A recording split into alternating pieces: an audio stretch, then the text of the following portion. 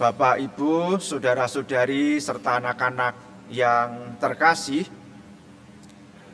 dalam keluarga ada seorang ayah yang punya kebiasaan mendampingi anaknya berangkat tidur malam sambil rebahan di samping anaknya. Si ayah ini bercerita tentang hal-hal yang membuat si anak ini punya perasaan nyaman dan teduh. Ada kalanya si ayah menyampaikan cerita atau dongeng. Malam itu si ayah menyampaikan cerita tentang salah satu orang kudus. Nah, menjelang si anak ini tertidur, si anak berkomentar, "Ayah, betapa gembiranya kalau aku punya teman yang seperti orang kudus itu. Di tetangga kita kira-kira siapa ya yang seperti dia?" Saudara-saudari yang terkasih, para bapak ibu dan anak-anak yang terkasih, kita dipanggil menjadi orang kudus sebagaimana tadi dikatakan pada bacaan kedua.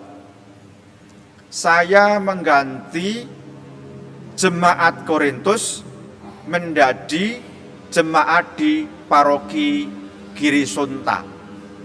Maka kalimatnya menjadi begini.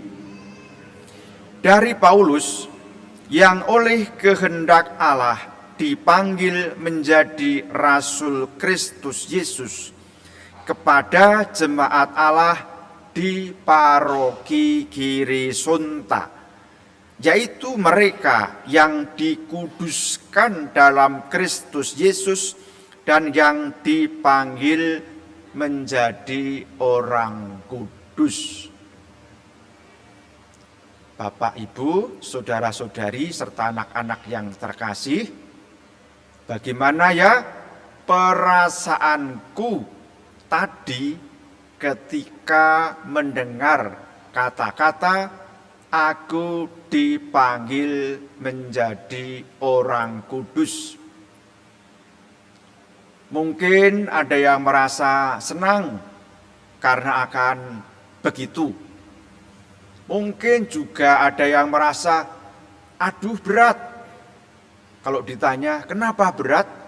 Jawabannya, loh aku itu kan setiap harinya masih punya salah, masih lalai, tapi juga dosa. Jadi belum bisa seperti itu.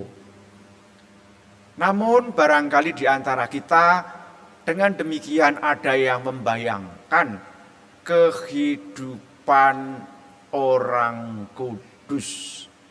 Kita ingat akan kisah orang kudus pelindung kita masing-masing.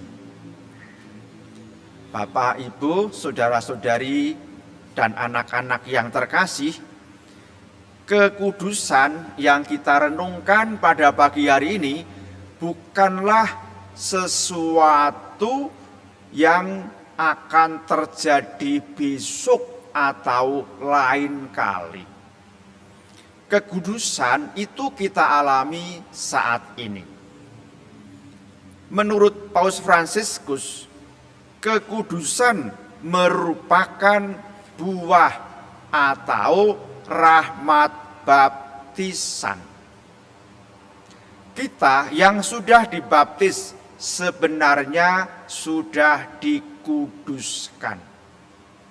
Alasannya, karena dosa kita telah dihapus berkat sengsara, wafat, dan kebangkitan Kristus. Kitab Hukum Kanonik secara lugas mengatakan, Pembaptisan tidak hanya membersihkan dari semua dosa, tetapi serentak menjadikan orang yang baru dibaptis suatu ciptaan baru, seorang anak angkat Allah. Ia ambil bagian dalam kodrat ilahi.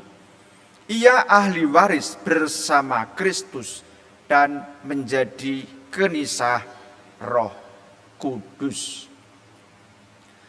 Singkat kata, melalui baptisan kita memperoleh kembali rahmat pengudusan dan martabat sebagaimana anak-anak Allah yang telah direncanakan Allah dari semula. Kita menerima lagi rahmat Allah secara khusus dalam sakramen-sakramen, terutama sakramen Ekaristi dan sakramen pengampunan dosa. Saudara-saudari yang seiman, kita bersyukur atas anugerah kekudusan. Maka kita perlu menjaganya, kita perlu merawatnya, kita perlu mengembangkannya bila mana ada kesempatan atau peluang tersedia bagi kita.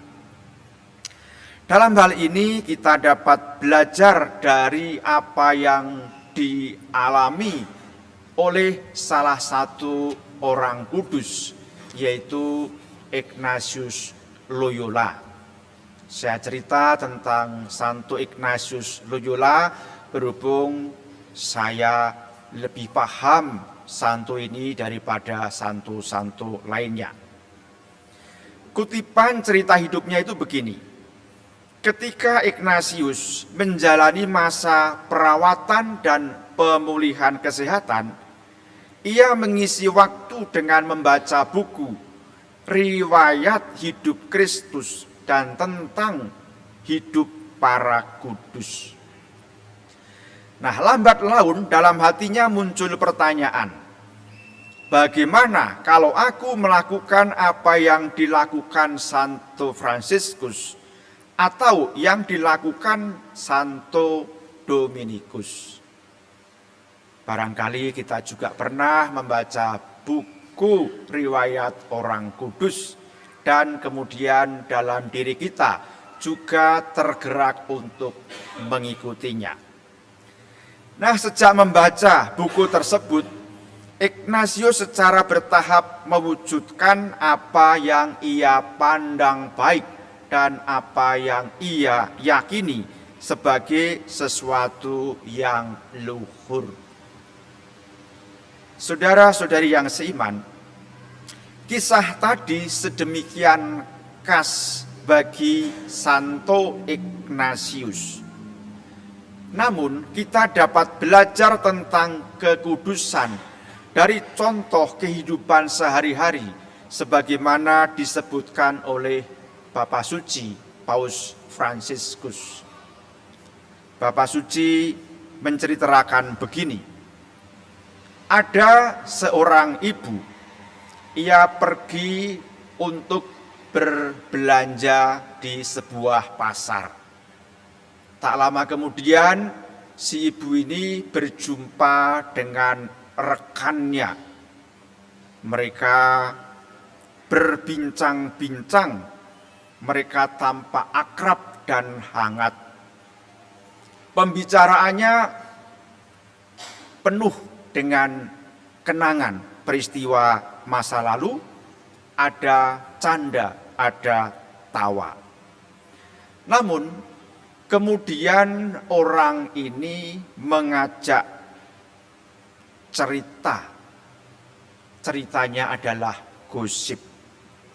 Maka si ibu ini berkata dalam hatinya, enggak aku tidak mau membicarakan keburukan orang.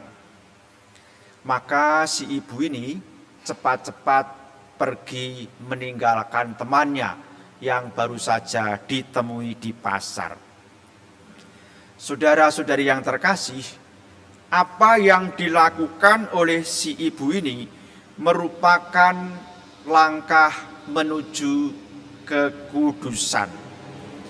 Ia melangkah maju demi dunia yang damai dengan tidak membicarakan keburukan orang, tidak menyebarkan ujaran kebencian.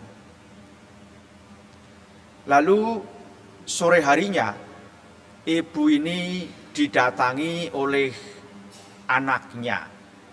Si anak nempel, bercerita berkobar-kobar tentang kegiatan di sekolah, tentang bagaimana dia dan teman-temannya menyimak pelajaran, kegiatan ekskul, dan macam-macam. Si anak ini juga bercerita tentang cita-citanya. Dan meskipun si ibu ini lelah karena pekerjaannya sepanjang hari itu, dia ternyata tetap duduk di samping anaknya. Ia mendengarkan dengan sabar, mendengarkan dengan penuh kasih sayang. Hal ini merupakan suatu pengorbanan yang menguduskan. Lalu pada suatu kali si ibu ini mengalami peristiwa yang menyedihkan. Maka ia teringat akan kasih Bunda Maria kepadanya. Pada saat itu dia mencari rosarionya, ia berdoa rosario dengan imannya. Peristiwa ini juga merupakan jalan menuju kekudusan. Saudara-saudari yang seiman, kita punya daftar masing-masing cerita hidup kita. Kita mungkin bertanya, apakah kisah hidupku ini juga menampilkan kekudusan atau belum? Kita tidak perlu sampai membanding-bandingkan pengalaman hidupku dan pengalaman hidup orang lain yang sedemikian mengesankan. Kalau kita membanding-bandingkannya, kita dapat menjadi kecil hati. Kita diharapkan dengan rendah hati ketika menemui kesempatan menempuh jalan kekudusan yang ditunjukkan oleh Tuhan. Saudara-saudari yang seiman, kita semua dipanggil untuk menjadi kudus dengan menghayati hidup dengan kasih melalui kegiatan sehari-hari dimanapun kita berada. Maka dengan kekuatan dan pertolongan Roh Kudus, kita semua dimampukan untuk menanggapi kekudusan dari Tuhan. Dimuliakanlah Tuhan kini dan sepanjang masa. Amin. Saudara-saudari yang terkasih, marilah kita berdiri, kita memperbarui iman kepercayaan kita.